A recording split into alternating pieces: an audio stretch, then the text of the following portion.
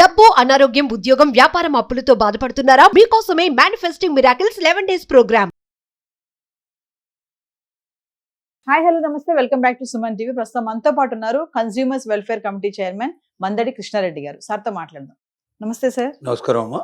Sir, ఈరోజు నేను consumer protection act, అసలు కన్స్యూమర్ ప్రొటెక్షన్ చట్టం ఏం చెప్తుంది, మనం దాన్ని అసలు ఎలా వినియోగించుకోవాలి, అసలు ఎంతమందికి తెలుసు ఈ యాక్ట్ ఉందని, ఏదైనా మనం వస్తువులు తెచ్చుకున్నాం అనుకోండి, కొనుక్కొని ఇంటికి తెచ్చుకున్నాక అది వాడే క్రమంలో పాడైపోతే చాలా మంది నవ్వేడేస్ ఏంటంటే పక్కన పడేస్తున్నారు. అంటే అది పాడైపోతే దాన్ని తీసుకెళ్ళి అడిగి మళ్ళీ మనం వేరేది ఇవ్వమండమా, లేకపోతే ఏమైనా కేసు వేయొచ్చా అనే ఆ రైట్స్ అనేది మనకు ఉన్నాయన్న విషయం చాలా మందికి తెలియదు. తెలిసిన వాళ్ళ విషయం పక్కన పెట్టి తెలియని వాళ్ళ గురించి ఒక్కసారి మాట్లాడుకుందాం సార్. కన్స్యూమర్ ప్రొటెక్షన్ యాక్ట్ ఏం చెప్తుంది అంటే? వినియోగదారుల రక్షణ చట్టం అంటారు దీన్ని. 1986లో మనకు ఇండియాలో వచ్చింది ఇది. అంతకుముందు అమెరికా లాంటి దేశాల్లో చాలా ముందుగానే జాన్ ఎఫ్ కెనడీ టైంలోనే అమెరికా లోపల వినియోగదారులకు ప్రత్యేకమైన హక్కులు, దానికి చోటు చట్టాలు అన్నీ తీసుకొచ్చారు. రాజీవ్ గాంధీ గారు మనకు ప్రైమ్ మినిస్టర్గా ఉన్న టైంలో ఆయన మొత్తం విదేశాలన్నీ స్టడీ చేసి ఈ యాక్ట్ చాలా మంచిది, దీన్ని తీసుకురావడం వల్ల కోట్లాది మందికి మేలు జరుగుతున్న ఉద్దేశంతో వినియోగదారుల రక్షణ చట్టం తీసుకొచ్చారు. మన ఆంధ్రప్రదేశ్లో అప్పుడు ఉమ్మడి ఆంధ్రప్రదేశ్ లోపల ఎన్టీ రామారావు గారు ముఖ్యమంత్రిగా ఉన్న సమయంలో అన్ని జిల్లాల్లో కూడా వినియోగదారుల కోర్టుల్ని ఎస్టాబ్లిష్ చేయడం జరిగింది. అంటే వినియోగదారుల ఫోరం అంటారు, వినియోగదారుల కమిషన్ అంటారు, అలాగే వినియోగదారుల కోర్టు అని పిలుస్తారు దీన్ని.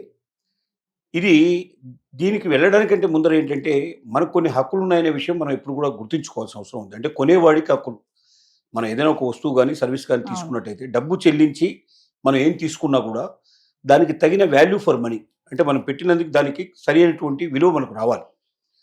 రంగు సరిగ్గా లేకపోయినా, రుచి సరిగ్గా లేకపోయి, వాసన సరిగ్గా లేకపోయి, లేకపోతే అది పనిచేయాల్సిన రోజులు పనిచేయకుండా, పనిచేసే విధంగా పనిచేయకుండా మనకు మానసిక వేదన కలిగించి, బాధ కలిగించి, లేదా శారీరకంగా కూడా ఏదైనా మనకు దానివల్ల ఒక్కోసారి చిన్న చిన్న అవాంతరాలు, అపాయాలు జరిగేటువంటి అవకాశాలు కూడా ఉండే పరిస్థితి ఏర్పడితే వీటన్నిటికీ మన ముందున్నటువంటి అవకాశం ఏంటంటే వినియోగదారుల రక్షణ చట్టం. అంటే మన కర్మ అంటూ మనం ఎప్పుడు ఊరుకోవాల్సిన అవసరం లేదు. మనకు జరిగిపోయింది కదా, ఎందుకు మనం అనవసరంగా వాడి దగ్గర పోయి అడగడం ఎందుకు, చెప్పడం ఎందుకు, ఇవన్నీ మనం ఎందుకు మళ్ళీ వెనక్కి తీసుకోవాలని ఆలోచించకూడదు. ఎందుకంటే దీంట్లో ₹1 ఉండొచ్చు, కొన్ని కోట్ల రూపాయలు ఉండొచ్చు. ఒక్కోసారి ₹1 సంబంధించిన ట్యాబ్లెట్ మనం వేసుకుంటే అది ఒక్కోసారి రియాక్షన్ అయిపోయి ఒక ₹1,000, ₹1,00,000 మనతో ఖర్చు పెట్టించే పరిస్థితి ఉండొచ్చు, ప్రాణాపాయ పరిస్థితి కూడా కలగవచ్చు. అంటే అది సరి అయినటువంటి ట్యాబ్లెట్ కాకుండా ఏదైనా దాని లోపల మనకు ట్యాబ్లెట్ అది డూప్లికేట్ ట్యాబ్లెట్ కానీ, లేకపోతే దాంట్లో ఉండాల్సిన పొటెన్షియాలిటీ లేకపోవడం కానీ, లేదా ఒకదాని బదులు ఇంకేదైనా ఒక ఫార్ములా మారేటువంటి పరిస్థితులు ఏర్పడడం కూడా అనేక సందర్భాలు జరుగుతుంటాయి. చాలామంది పేషెంట్లకు అట్లా రియాక్షన్స్ వస్తూ ఉంటాయి. ఇలాంటివన్నీ జరుగుతుంటాయి. హాస్పిటల్లో సరిగ్గా సౌకర్యాలు మనకు లేకపోయినా, హాస్పిటల్లో సరి అయినటువంటి ట్రీట్మెంట్ రాకపోయినా, డబ్బులు ఎక్కువగా లాగేసేసి, ఇప్పుడు చాలా హాస్పిటల్స్లో జరిగేది ఏంటంటే వాళ్ళ జబ్బుల్ని బట్టి డబ్బులు తీసుకోవడం కాదు, వాడి దగ్గర ఉండే జేబు యొక్క బరువు ఎంతో చూసి దాన్ని బట్టి డబ్బులు తీసుకునేటువంటి అలవాటుగా మారిపోయే పరిస్థితులు కార్పొరేట్ హాస్పిటల్స్లో ఇవాళ నడుస్తూ ఉన్నాయి. అలాగే అందిన చోటల్లో అందినవాడు ఎంతో మోసం చేయడానికి ప్రయత్నం చేయడం మనం ఎన్నో రకాలుగా మనం చేస్తున్నారు. ఆన్లైన్ మోసాలు కూడా చాలా విపరీతంగా పెరిగిపోయినాయి. ఆటో వాడి దగ్గర నుంచి మొదలు పెడితే మిగిలిన వాడు కూడా దోచుకోవడానికి సిద్ధపడేటువంటి ప్రయత్నం ఏర్పడుతుంది. ప్రతి చోట మనకు ఒక హక్కు ఉంది. ఏం హక్కు అంటే చట్ట ప్రకారంగా మనకు ఎంతలో రావాలో అంతలోనే రావాలి. అంటే దీన్ని ఎంఆర్పి అంటాం మనం, మ్యాక్సిమం రిటైల్ ప్రైస్ ఉంటుంది.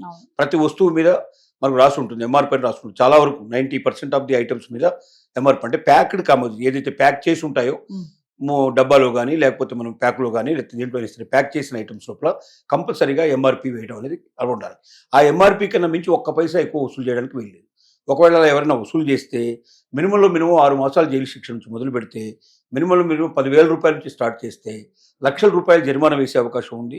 నెల కొద్ది జైలు కూడా పంపించేటువంటి పాసిబిలిటీస్ ఉన్నాయి. అంటే వాడు చేసే నేరాన్ని బట్టి, పరిస్థితిని బట్టి, వీటన్నిటి బట్టి ఆధారపడి ఉంటుంది. అలాగే కల్తీలు, తూకంలో మోసాలు, నకిలీ వస్తువులు, రేట్లు ఎక్కువ వేయడం, సేవల్లో లోపాలు చాలా సర్వసిద్ధంగా జరుగుతుంటాయి. అంటే మనం ఉదయం లేచినప్పటి నుంచి రాత్రి పడుకునేదాకా, పుట్టినప్పటి నుంచి చనిపోయేదాకా అనేక వస్తువులు, అనేక సర్వీసులు ఉపయోగిస్తాం. అసలు మానవ జీవితం అంటేనే వస్తువులు, సేవలు ఉపయోగించడమే కదా. వస్తువులు, సేవలు, ప్రేమలు, ఈ 3 ఉంటాయి జీవితం అంటేనే. ప్రేమలు పక్కన పెట్టేస్తే వస్తువులు, సేవల విషయంలో తీసుకున్నట్టయితే కంపల్సరీగా మనం విపరీతంగా నష్టపోతున్నాం. ఎంత నష్టపోతున్నాం అంటే ప్రతి ఒక్క రూపాయికి ₹1 మనం నష్టపోతున్నాం. మినిమం మనందరం ఎంతో తెలివైన వాళ్ళం. అయ్యో నేను ప్రతి రూపాయి చాలా జాగ్రత్తగా ఆలోచించి ఖర్చు పెడతానండి, ప్రతి ఒక్కటి నేను అడిగి తీసుకొని మరి అవతల వాడికైనా ఎంత వీలైతే అంత తగ్గించి నేను తీసుకుంటానని అనుకునే వాళ్ళు కూడా కనీసం 50% అనేది నష్టపోతున్నట్టుగా మనం చెప్పొచ్చు. Yes. ఎందుకంటే మనకు తెలియకుండానే మనం దోపిడీకి గురవుతున్నాం. ఇలా దోపిడీకి గురైనప్పుడు మనం ఏం చేయాలి అంటే, ఒకటి కొనుక్కునేటప్పుడే కొన్ని జాగ్రత్తలు మనం తీసుకోవాలి. ఒకటి బిల్లు కంపల్సరీగా తీసుకోవడం అలవాటు చేసుకోవాలి. 100 రూపాయల లోపున్న బిల్లు అయితే అడిగితే తప్పనిసరిగా బిల్లు ఇవ్వాలి. 100 రూపాయల పైన అయితే అడగకుండానే బిల్లు ఇవ్వాలి. అలా ఇవ్వకపోవడం కూడా నేరమే. Yes. బిల్లు ఇవ్వకపోవడం ఒక నేరం. అలాంటి వాళ్ళు కూడా శిక్షలు పెనాల్టీలు వస్తున్నాయి. మళ్ళీ ఏ డిపార్ట్మెంట్లు సపోజ్ బిల్లుకు సంబంధించినట్టు అయితే మన సేల్స్ ట్యాక్స్ డిపార్ట్మెంట్ సంబంధించింది వస్తుంది. ఒకసారి ఆన్లైన్లో సేల్స్ ట్యాక్స్ మనం కొట్టేస్తే మనకు ఆటోమేటిక్గా సేల్స్ ట్యాక్స్ నెంబర్ వచ్చేస్తుంది. ఆ నెంబర్ వాళ్ళకి ఫోన్ చేసి చెప్తే చాలు, వాళ్ళు వెంటనే వచ్చి ఆ యొక్క షాప్ మీద లేదా మనకి ఏదైతే సేవలు అందించిన వాళ్ళ మీద యాక్షన్ తీసుకుంటారు. Yes. కాబట్టి బిల్లు తప్పనిసరిగా మన దగ్గర పెట్టుకుంటే ఏంటంటే అదొక ఆధారం. మనకి ఏదైనా నష్టం జరిగినా మోసం జరిగినా ఆ వస్తువు సరిగ్గా లేకపోయినా అది రిటర్న్ చేయాలన్నప్పుడు, ఇప్పుడు బంగారం విషయంలో కూడా చాలాసార్లు జరుగుతుంటాయి. హాల్మార్క్ సంబంధించిన బంగారాన్ని కొనాలని కండిషన్ ఉన్నాయి. ఏ వ్యాపారస్తుడైనా హాల్మార్క్ బంగారాన్ని అమ్మాలి, హాల్మార్క్ నగలనే అమ్మాలి. కానీ చాలా చోట్ల ఏం చేస్తారంటే హాల్మార్క్ లేకుండా కూడా అమ్మేటువంటి వాళ్ళు ఉన్నారు.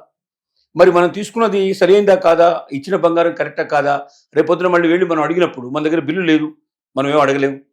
అలాగే ఒకవేళ హాల్మార్క్ కాకపోయినట్టయితే మరి అది మనం తిరిగి క్లెయిమ్ చేసుకోవచ్చు. మన దగ్గర ఆధారం బిల్లు ఉన్నట్టయితే మనం వాళ్ళ దగ్గరికి వెళ్ళి వాళ్ళు ఇవ్వలేని ఉంటే మనం కన్జ్యూమర్ కోర్టుకు వెళ్ళొచ్చు. లేకపోతే తగిన అధికారులకు ఇన్ఫర్మేషన్ ఇస్తే తద్వారా మనం ఎంతైతే డబ్బు పోగొట్టుకుంటున్నామో ఆ డబ్బుకు సమానమైన డబ్బుతో పాటుగా మనకు తిరిగిన ఖర్చులు కానీ, దీంతో పాటుగా మానసిక వేదన Yes. మానసిక వేదన అనేది ఒకటి ఉంది. బాగా. అంటే అది పోగొట్టుకోవడంలో కానీ, అది సరిగ్గా పనిచేయకపోవడంలో కానీ Yes. అది మనం చాలా బాధపడతాం, చాలా మదన పడతాం. మనం ఆ మానసిక వేదనకి ఇంత అని తూకం ఇంతవరకు లేదు. కాబట్టి అవసరమైతే మానసిక వేదన ఉన్నప్పుడు దానికి 10,000, 25,000, 50,000, లక్షల రూపాయలు కూడా పెనాల్టీ కింద మనం వసూలు చేసే అవకాశం ఉంది. అంటే మన వస్తువు కొనుక్కున్నది 10,000 రూపాయల వస్తువే కావచ్చు, కానీ లక్షల రూపాయల పెనాల్టీ మనం ఉంటుంది. మానసిక వేదన కింద తీసుకోవచ్చు. Yes. ఇలాంటి అవకాశాలు ఉన్నాయి ప్రతి ఒక్క చోట. చాలా అసలు చెప్పుకుంటూ పోతే జీవితంలో ఏది ఇందులో ఇది వస్తుంది ఇది రాదు అని చెప్పడానికి వెళ్ళలేదు.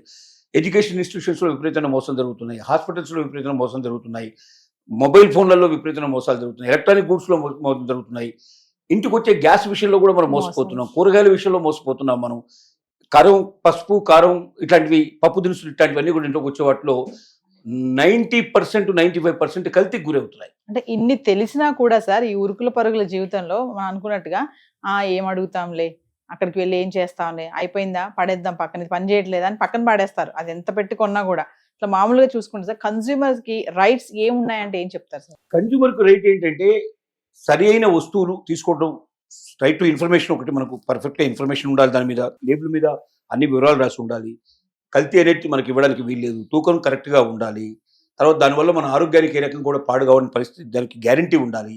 ఇలాంటివి అనేక రకాల హక్కులు మనకు ఉన్నాయి. రైట్ టు చూజ్ అని, రైట్ టు హియరింగ్ అని Yes. రకరకాలుగా మనకు ఉండేటువంటి హక్కులు ఉన్నాయి. ఈ హక్కులన్నింటినీ కూడా మనం ఏంటంటే పొందడానికి, అంటే అంత వివరంగా మనకు తెలియకపోయినప్పటికీ ఒక వస్తువు సరిగా లేదు, మన తూకం సరిగా లేదు, మనం తీసి ఓపెన్ చేయగానే డబ్బా లోపల సగమే ఉంది, కొంత భాగం తక్కువ ఉంది, అటువంటిప్పుడు వెంటనే మనం వెళ్ళి కేసు బుక్ చేసే ప్రయత్నం మనం చేయాలి. మన కర్మ అంటూ మనం ఊరుకోకూడదు. ఇదే అమెరికా లాంటి వెస్ట్రన్ కంట్రీస్లో అయితే ఏది తక్కువ ఉందని వెళ్ళినా వెంటనే కొత్తది ఇచ్చేస్తాడు. అసలు ఒక్క నిమిషం కూడా వాళ్ళు ఆలోచించరు దేనికి ఏంటంటే, ఎందుకంటే అక్కడ ఆనెస్టీ ఉంటుంది. అంటే ఎవరు కూడా ఇష్టం వచ్చేట్టుగా లాభం కోసం చెప్పి వాడేసి కూడా తీసుకొచ్చి ఇవ్వరు అక్కడ. అందుకోసం వాళ్ళు న్యాయంగా ఉంటారు కాబట్టి కస్టమర్ న్యాయంగా ఉంటాడు, అలాగే షాప్ కీపర్ న్యాయంగా ఉంటాడు. కాబట్టి వాళ్ళు వాడేయకుండా వస్తువు ఏదైనా తక్కువ పడితే తీసుకెళ్ళి చూపిస్తారు, లేదా వస్తువు ఏదైనా పాడైపోయినట్టు కానీ, వాసన వస్తున్నట్టు కానీ, లేకపోతే దానికి సరిగ్గా వాడటానికి వీల్లేదు అని ఉంటే వెంటనే వాడికి ఫోన్ చేసి చెప్తే చాలు, వాడు ఇంకో వస్తువు పంపించేస్తాడు. అంత క్విక్గా రెస్పాన్సిబిలిటీ ఉంటుంది అక్కడ. కానీ ఇక్కడ లేదు. మన ఇండియాలో ఏంటంటే అడిగేవాళ్ళు కూడా కొంతమంది మోసవాళ్ళు ఉన్నారు. అంటే అన్ని తినేసేసి మాకేం రాలేదని చెప్పే వాళ్ళు డబ్బా ఖాళీ చేసి తీసుకెళ్లే వాళ్ళు ఉన్నారు. లేకపోతే దీంట్లోపల వాడు కూడా ఏంటంటే నిజంగా జెన్యున్ కేసులు కూడా ఎవరైనా వెళ్ళినా కూడా నాకేం సంబంధం లేదనే వాళ్ళు కూడా ఉన్నారు. కాబట్టి ఇక్కడ చాలా సింపుల్ విషయంలో కొన్ని టోల్ ఫ్రీ నెంబర్స్ ఉన్నాయి. నేషనల్ కన్జ్యూమర్ హెల్ప్ లైన్ అని కొడితే మీకు దగ్గరలో ఉండేటువంటి స్టేట్కు సంబంధించిన హెల్ప్ లైన్ కూడా మీకు కనబడుతుంది. అంటే నేషనల్ లెవెల్లో పెట్టి మళ్ళీ స్టేట్కి ఒకదానికి ప్రతి స్టేట్కి ఒక హెల్ప్ లైన్ ఇచ్చారు వాళ్ళు. మన స్టేట్ కొట్టంగానే మనం కన్జ్యూమర్ హెల్ప్ లైన్ అని కొడితే మీకు నెంబర్ వస్తుంది. ఆ నెంబర్కి మీరు ఫోన్ చేస్తే వెంటనే రెస్పాన్స్ వస్తుంది. మీ కేసు ఏమిటో మాకు చెప్పండి, ఇన్ఫర్మేషన్ మాకు ఇవ్వండి అని మొత్తం ఇన్ఫర్మేషన్ అంతా తీసుకుంటారు. ఫోన్లో ఇన్ఫర్మేషన్ తీసుకుంటారు, లేదంటే మనం చేయగలిగితే మనం ఆన్లైన్లో కూడా వాటితోటి వాట్సాప్లో ఇన్ఫర్మేషన్ పంపించేయచ్చు. మన పరిస్థితిని బట్టి ఫోన్లో కూడా, అంటే చాలామంది ఈ ఆన్లైన్లో పంపలేరు కాబట్టి ఫోన్లో అయినా కూడా చెప్పేసి ఇన్ఫర్మేషన్ పంపిస్తే కేసు బుక్ చేసుకొని అవతల వాడికి నోటీస్ పంపించేసి అవతల వాడిని పిలిపించేసి మాట్లాడేసి మనకు జరిగిన అన్యాయం ప్రకారం మనకు నష్టపరిహారం ఇప్పించే ఏర్పాటు చాలా సులభంగా ఉంది. ఇది కాకుండా ఒకవేళ వాళ్ళు మొండి కేసు మేము ఇవ్వమన్నట్టయితే కన్జ్యూమర్ కోర్టులో కేసు వేసినట్టయితే ఒక 100 డేస్ నుంచి 200 డేస్ లోపల పరిష్కారం దొరికే అవకాశం ఉంది. అంటే మనం పెట్టిన డబ్బే కాకుండా ఆ డబ్బుతో పాటుగా మనం పెట్టే ఖర్చులు ఏవైతే ఉన్నాయో వాటితో పాటుగా ఇచ్చి వడ్డీ కూడా ఏదైనా ఇవ్వాల్సి ఉంటే ఆ డిలే పనికి వడ్డీ కూడా ఇచ్చి, మూడోది ఏంటంటే మానసిక వేదన కింద కూడా కొంత డబ్బు ఇస్తారు. Yes. అంటే మనం ఖచ్చితంగా మనం ఎంతైతే పోగొట్టుకున్నామో దానికి ఎన్నో ఇంతలు ఎక్కువగా మనం వెనక్కి తీసుకొచ్చుకునే అవకాశం ఉంది. Yes. ఇలా మనం చేయడం వల్ల ఏమవుతుందంటే ఆ సేవలు అందించేవాడు కానీ వస్తువులు అందించేవాడు కానీ ఒక బుద్ధి చెప్పినట్టు అవుతుంది. Yes. అంటే ఇది ఇంకొకసారి ఎవరికైనా చేయాలంటే మళ్ళీ రెండోసారి ఆలోచిస్తాడు. మనం ఇట్లాగా మనం ఏమి చెప్పకుండా నిమ్మకు నీరెత్తిగా మనం కూర్చున్నాం అనుకోండి, వాడు ఇంకా 100 మందిని ఎట్లాగా మోసం చేసుకుంటూ పోతాడు. కాబట్టి అది ఎంత మోసం అని కాదు, మోసం చిన్నది కావచ్చు పెద్దది కావచ్చు, ఎంత మోసం అయినా తప్పనిసరిగా మనకు కొనేటువంటి వస్తువు కానీ సర్వీస్ కానీ సక్రమంగా ఉండాలి, పర్ఫెక్ట్గా పనిచేయాలి, అది మనకు అనుకున్న విధంగా ఉండాలి. మనం దేనికోసం కొన్నామో అది ఉపయోగపడిపోతే అది వేస్ట్ అయిపోతుంది. కాబట్టి మనం ఏమాత్రం కూడా మనం కొంచెం అది వెళ్ళడానికి బద్దకించకుండా వెళ్ళి దాని సమితి తెలుసుకుని వాడితో మాట్లాడాలి. లేకపోతే నేను కన్జ్యూమర్ కోర్టుకు వెళ్తానని చెప్పాలి వాడికి. ఆ తర్వాత మనం డైరెక్ట్గా ఫోన్ చేసి చెప్పొచ్చు, లేదా కన్జ్యూమర్ కోర్ట్స్, కన్జ్యూమర్ ఫోరమ్స్ అంటారు, కన్జ్యూమర్ కమిషన్స్ అంటారు. ఇప్పుడు ప్రత్యేకంగా లేటెస్ట్గా కన్జ్యూమర్ కమిషన్స్ అంటున్నారు. ప్రతి జిల్లా హెడ్ క్వార్టర్లో కంపల్సరీగా ఒకటి ఉంటుంది. పెద్ద పెద్ద జిల్లాలకు ఎక్కువ ఉంటాయి. ఇప్పుడు మనకు హైదరాబాద్కి అయితే 6 ఉన్నాయి మనకు. అలాగే మనకు రంగారెడ్డి అయితే 5 కన్జ్యూమర్ కోర్ట్స్ ఉన్నాయి మనకు, కన్జ్యూమర్ కమిషన్స్ అంటాం. అలాగే స్టేట్ కమిషన్ మనకు ప్రత్యేకంగా మళ్ళీ హైకోర్టు లాగా మొత్తం స్టేట్ అంతటికి కలిపి ఒక హెడ్ క్వార్టర్గా ఉండేటువంటి స్టేట్ కమిషన్ ఉంటుంది. Yes. అలాగే నేషనల్ కమిషన్ మనకు ఢిల్లీలో ఉంటుంది. అది సుప్రీంకోర్టు లాగా ఉంటుంది. అది అంటే కింది కోర్టులో ఒకవేళ మనకు న్యాయం జరగకపోతే మనం పై కోర్టుకు వస్తాం, పై కోర్టులో న్యాయం జరగకపోతే మళ్ళీ సెంట్రల్ కోర్టుకు వెళ్తాం. మనం అట్లా వెళ్ళడానికి మనకు పాసిబిలిటీ ఉంది. అలాగే ఒకవేళ గెలిచిన తర్వాత అంటే మనం ఒకవేళ మనం అందులో కింది కోర్టులో మనకు వచ్చినా కూడా మనం పూర్తిగా మనం సంతృప్తి పడకపోతే అట్లా కూడా అవ్వచ్చు, ఓడిపోయినా రావచ్చు, సంతృప్తి పడకపోయినా రావచ్చు. Yes. ఇట్లాంటి అవకాశాలు ఉన్నాయి. ఇది కన్జ్యూమర్స్కు ప్రత్యేకంగా న్యాయం జరిగేటువంటి విధంగా ఉంటుంది ఈ కోర్టు. అంటే మామూలు సివిల్ కోర్టులాగా లెంతీ ప్రొసీజర్ ఉండదు.